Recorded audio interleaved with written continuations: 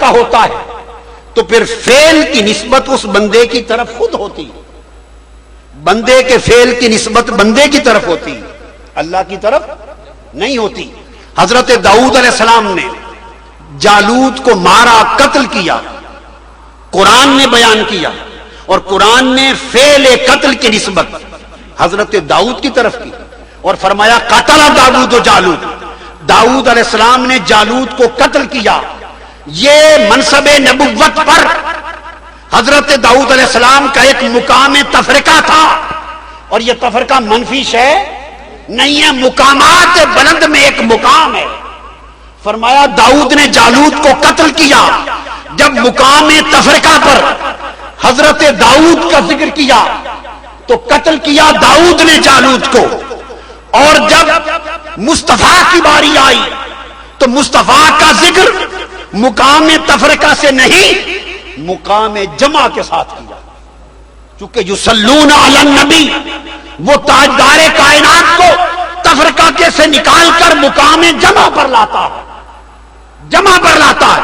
حضور کا ان کا کہا قاتل داؤد و جالوت، حضور کا ذکر کیا تو فرمایا وما رمیت اذ رمیت ولکن اللہ رما، میرے حبیب وہ کنکریاں ما رمیتا، وہ آپ نے نہیں ماری۔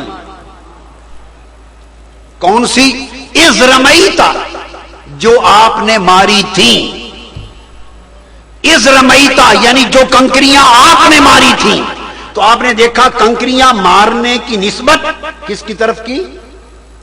بولے حضور علیہ السلام کی طرف، جو کنکریاں آپ نے ماری تھی۔ یہاں بیان تھا مقام تفرقہ کا کہ جو کنکریاں آپ نے ماری تو فعل کی نسبت عبد کی طرف، مصطفیٰ کی طرف کی۔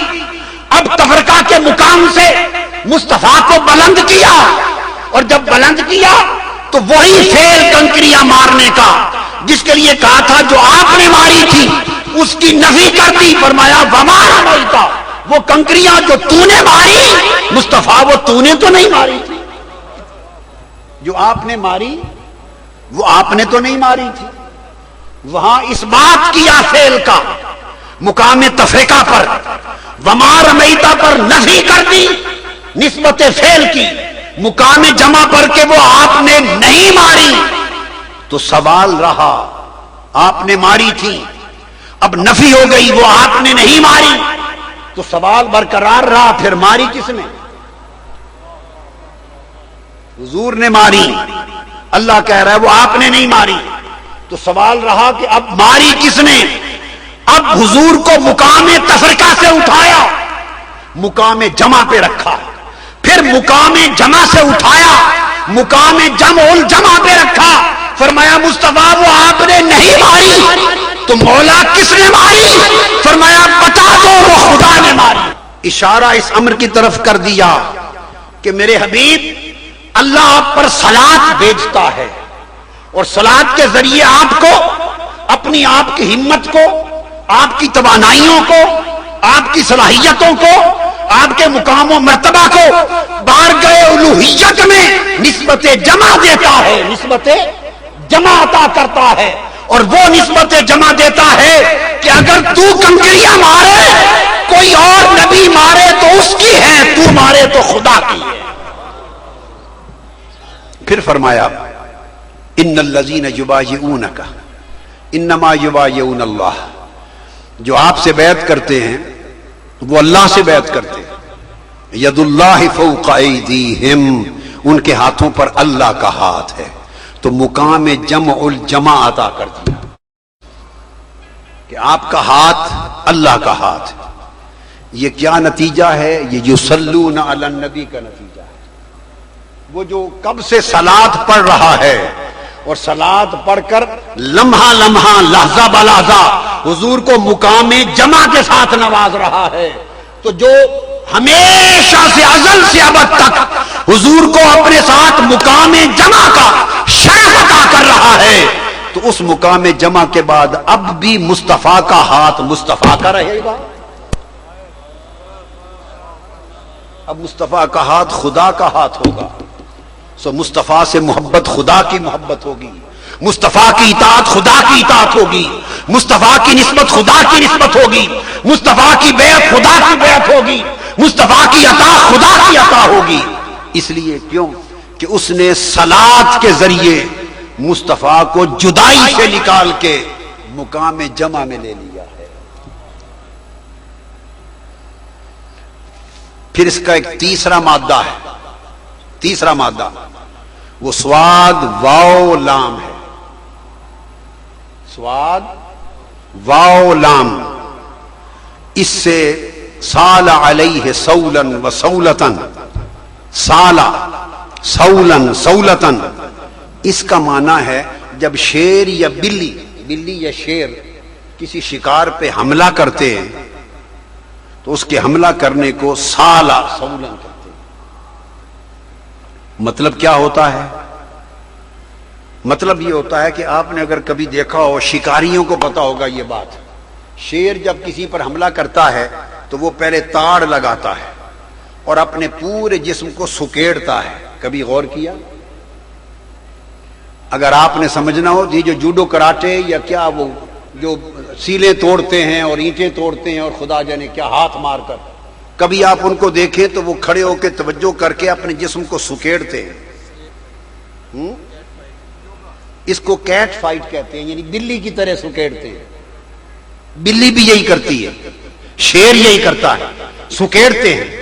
کیا کرتے ہیں کہ اپنی جسم کی ساری توانائیوں کو اکٹھا کرتے ہیں، جمع کرتے ہیں۔ سکیڑنے کا مطلب جسم کی ساری توانائیوں کو جمع کرتے ہیں۔ جب ساری بکھری ہوئی جسم کی توانائیاں اور توجہ پوری جمع ہو جاتی ہے تو جمع ہو کے اس قوت کے ساتھ حملہ کرتے ہیں۔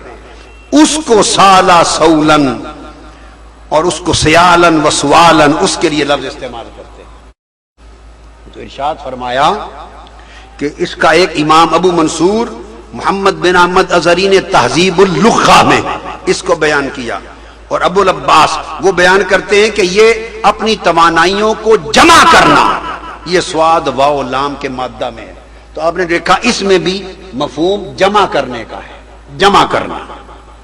ابو العباس ابن العرابی سے روایت کرتے ہیں، لغت میں کہتے ہیں اسی سواد واو لام سے اگلا ایک مشتق ہے مسولہ، المسولہ مکنسہ التی یکنس بہا نواحی البیت۔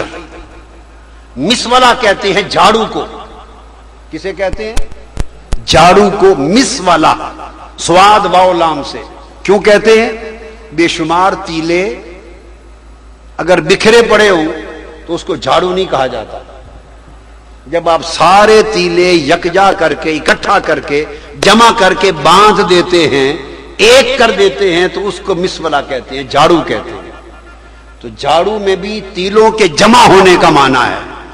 آپ نے دیکھا کہ صلاۃ کا جو مادہ جس جگہ آیا ہے اس میں بنیادی معنی ہر جگہ ایک ہے، جمع ہو جانا، فاصلہ مٹ جانا، ملاپ ہو جانا، اکٹھا ہو جانا، جڑ جانا، اس کو مسولہ جھاڑو کہتے ہیں۔ اور اس کا معنی یہ بھی ہے لِأَنَّهُ يُجْمَعُ بِهَا الْكِنَاسَ، پھر جو کوڑا کرکٹ بھی اس کے ذریعے اکٹھا کرتے ہیں سارا، اس کے اکٹھا کرنے کی وجہ سے بھی مسولہ کو جھاڑو، کہ تیلے جمع کرتے ہیں، باندھتے ہیں، کوڑا کرکٹ اکٹھا کرتے ہیں، ہر لحاظ سے مسولہ کے اندر معنی جمع کرنے کا۔ اسی سے التسویل ہے، اے جمع ما تفرق منها، وہ جو اناج کے دانے یا مختلف چیزیں بکھری ہوں تو جھاڑو سے جب آپ جمع کر کر کے ڈھیر لگاتے ہیں، سارے بکھرے ہوئے دانے جمع کر کے ڈھیر لگاتے ہیں، اس ڈھیر لگانے کو اے جمع ما تفرق، اس کو تسویل کہتے ہیں، اس میں بھی جمع کرنے کا معنی ہے۔ اور مسول شیء یجمع فیہ الحنظ، تمام جتنے مادے، اس مادہ سے جتنے الفاظ ہیں ان تمام الفاظ میں بنیادی معنی پھر جمع کرنے کا، اکٹھا کرنے کا پایا جاتا ہے۔ اب ایک بڑی لطیف بات ہے، صلاۃ کے مادے کے لفظ تین ہیں، سواد لام واو یا سواد لام یہ۔ ایک بڑی لطیف اور خاص بات کہہ رہا ہوں، چونکہ صلاۃ اس نے اپنے فعل پسندیدہ کے طور پہ اپنائی، مصطفیٰ پہ پڑھتا ہے. اپنی عبادت کا نام بھی اس نے صلاۃ رکھا ہے. اپنی نماز عبادت کا نام بھی صلاۃ رکھا ہے. اور اس کا نام صلاۃ کیوں ہے؟ اس میں بھی جمع کرنے کا معنی ہے کہ نماز ساری عبادتوں کو اپنے اندر جمع کرتی ہے. اس نماز میں طہارت بھی ہے, اس نماز میں تکبیر بھی ہے, نماز میں قیام بھی ہے, نماز میں قرات قرآن بھی ہے, نماز میں رکوع بھی ہے, سجود بھی ہے, تسبیح بھی ہے, قعود بھی ہے, صلاۃ بھی ہے, سلام بھی ہے, کلمہ شہادت بھی ہے, دعا بھی ہے. ساری عبادتیں نماز کے اندر چونکہ جمع ہے تو جامع العبادات ہونے کی وجہ سے اس کو صلاۃ کہتے ہیں. اس کو صلاۃ کہتے ہیں. تو میں نے عرض کیا اب دوسری خوبی یہ ہے کہ یہ لفظ اس کے مادے لام واو یہ یا لام واو یہ یا لام سواد یہ یا لام سواد واو یہ سیدھے کرے تب بھی مانا ہے. اب ان حرفوں کو الٹ پلٹ کر دیں, ان تینوں حرفوں کو الٹ پلٹ کر دیں, یعنی سواد کو درمیان سے اٹھا کے پیچھے لے جائیں, واو کو پہلے لے آئیں, سواد کو پیچھے لے جائیں, یہ کو پہلے لے آئیں. اس لفظ کے مادے کے تینوں حرفوں کو جتنا الٹ کر دیں, پلٹ کر دیں, تغیر کر دیں, حرف جتنے بدل دیں معنی نہیں بدلتا. یہ خوبی ہے. تین حرف سمجھ گئے نا. اب اسی سے ایک لفظ ہے لام واو سواد, لاواس, اس سے ہے لوث, لواس. یہ فالودہ کو کہتے ہیں. کس کو کہتے ہیں؟ فالودہ. تو فالودہ کو لواس لام واو سواد سے ہے, حرف بدل گئے, فالودہ ہو گیا. اب یہ تینوں حرف فالودہ میں کیوں ہیں کہ فالودہ میں بہت ساری چیزیں جمع کر دی جاتی ہیں. فالودہ میں دودھ بھی ڈال دیا, کھویا بھی ڈال دیا, شربت بھی ڈال دیا, نشاستہ بھی ڈال دیا, لچھے بھی ڈال دیے, شربت گلاب بھی ڈال دیا, روح کیبرا بھی ڈال دیا. ساری چیزیں ملا کر ہلا کر ایک شے ہو گئی تو اس کو فالودہ کا نام دیا. یہ لواس ہے. ارے دودھ الگ تھا تو دودھ تھا, نشاستہ الگ تھا, کھویا الگ تھا, لچھے الگ تھے, شربت الگ تھا, روح کیبرا الگ تھا, روح گلاب الگ تھا. ہر شے الگ الگ اپنے وجود میں تھی تو اسے فالودہ نہیں کہتے تھے. ہر ایک کا وجود الگ الگ تھا تو فالودہ نہ تھا. جب سارے ملا دیے, سارے جڑ گئے اور مل کر ایک ہو گئے, دوئی مٹ گئی, ایک ہو گئے, تو ان کی اکائی نے اسے فالودہ بنا دیا. اسی طرح اللواس اصل کو شہد کو بھی کہتے ہیں. اور شہد کو لواس کیوں کہتے ہیں؟ اس لیے کہ شہد کی مکھیاں سینکڑوں ہزاروں پھولوں سے شہد چوس چوس کر لاتی ہیں اور چھتے کے ایک خانے میں جمع کرتی ہیں. سینکڑوں پھولوں سے چوس چوس کر ایک جگہ جمع کرتی ہیں. چونکہ بہت سی جگہوں سے چوس کر ایک جگہ جمع ہوتا ہے, اس کے رس کے جمع ہونے کی وجہ سے اس کو شہد کہتے ہیں. امام سخاوی نے القول البدی میں بھی اس کو بیان کیا. تو آپ نے دیکھا کہ شہد ہو یا فالودہ, جب تک فرق تھا, تفرق تھا, وہ اس مادہ میں داخل نہ تھا, مادہ صلاۃ میں داخل نہ تھا. جب فرق مٹ گئے, جدائی مٹ گئی, علیحدہ علیحدہ وجود مٹ گیا اور اکٹھے ہو گئے, اکٹھے ہو گئے, تو پھر وہ صلاۃ کا مادہ بن گیا, فالودہ ہوا. تو دوستو جب اکٹھے ہوتے ہیں, ملتے ہیں, پھر صلاۃ ہوتی ہے. اب اس صلاۃ کا معنی کیا ہے؟ وہ حبیب زمین پہ ہے, ثم دنا, پھر وہ بلایا جاتا ہے, تفرق اور دوری کو مٹایا جاتا ہے, ثم دنا, پھر وہ قریب ہوا, فتدلا, اس نے کہا محبوب اب میں قریب ہوتا ہوں. دن الجبار رب العزت فتدلا, حضور قریب ہوئے, پھر وہ قریب ہوا, فتدلا, فکان قاب قوسین, پھر دونوں اتنے قریب ہوئے کہ دو کمانوں کا فاصلہ رہ گیا. جب تک دو کمانوں کا فاصلہ تھا تو وہ قریب تھے. کعبہ قوسین. اس نے چاہا میرے محبوب میں فقط قربت نہیں چاہتا میراث چاہتا. قریب تھے تو ثم دنا تھا فتدلا تھا فکان کعبہ قوسین تھا.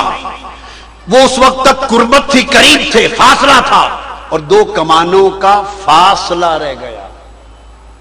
لفظ بول رہا ہے کہ دو کمانوں کا فاصلہ رہ گیا. اب اس نے چاہا محبوب میں تو تم پر صلات بھیجتا ہوں، اور صلات کا مطلب یہ ہے کہ فاصلے مٹا دوں.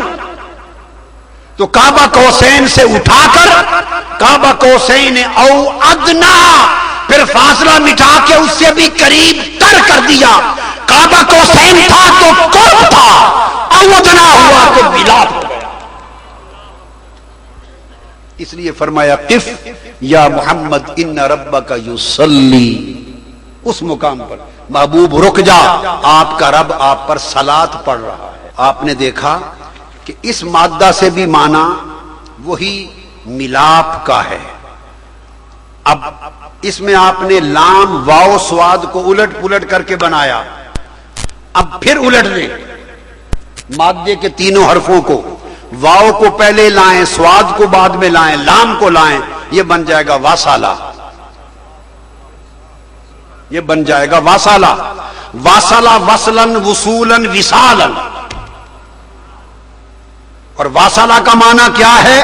واسالہ الشیء یا واسالہ الی الشیء ومعناہ ای بلغہ واجتمع بہ وانتہا الیہ. یہ دونوں مل گئے، اس تک جا ملے، دونوں جمع ہو گئے. وانتہا الیہ، اور اتنا ملے اور اتنا جمع ہوئے کہ سفر ختم ہو گیا. وانتہا الیہ، سفر ختم ہو گیا.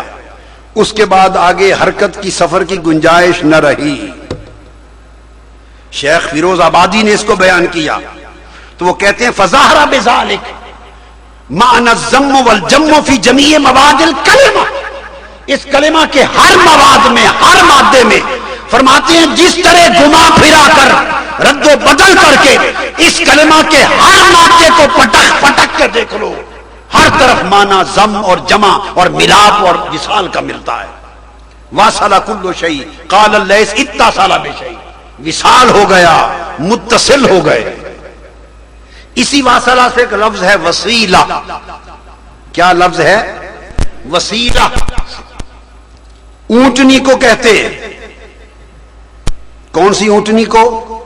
سنیے، جو 10 مرتبہ جڑواں بچے دے. ایک ایک بچہ نہ دے، ہر بار 2 ملا کے دے. ہر بار 2 بچے اکٹھے دے ملا کر، اور 10 بار دے، مطلب ہے ہمیشہ جڑواں دے. تو جب 10 بار 2 بٹے اکٹھے ملا کے دے چکے، اس اونٹنی کو وسیلہ کہتے ہیں، سواد کے ساتھ. اور بکری اگر 7 مرتبہ جڑواں بچے دے چکے، ایک بار بھی ایک نہ دے، ہر بار 2 اکٹھے دے. اکٹھے، بات اکٹھے کی ہے، بات جمع کی ہے، جڑواں کی ہے، تنہا کی ہے نہیں، تنہا کی نفی ہے. تو جب 7 بار بکری جڑواں بچے دے چکے تو اس کو وسیلہ کہتے ہیں. گویا اب تسلی ہو جاتی ہے کہ اب یہ کبھی تنہا بچہ نہیں دے گی، جب دے گی جڑواں ہوگا. تو معنی وسیلہ میں جوڑ کا ہے. اور پھر وسیلہ، یہ جو لفظ ہے، یہ زمین کو بھی کہتے ہیں، بڑی وسیع میدان کو بھی وسیلہ کہتے ہیں. ہی الارض الواسعہ کانہا وصلت باخرى. بہت بڑی وسیع اور عریض زمین، میدان، اس کو وسیلہ کہتے ہیں کہ اس کی حد کوئی نہ ہو اور وہ اس کے ساتھ اگلی زمین اور میدانوں کے ساتھ ملتی چلی جائے، جڑتی چلی جائے، میدان پہ میدان جڑتے چلے جائیں، اور اتنا وسیع ہو جائے تو اس کو بھی اپنی وسعت اور ملاپ کی وجہ سے وسیلہ کہتے ہیں. اس کو بھی تہذیب اللغت میں بیان کیا. اور آپ نے اب دیکھ لیا کہ اس کے بنیادی معنی کے اندر بھی ملاپ ہے. जुड़वा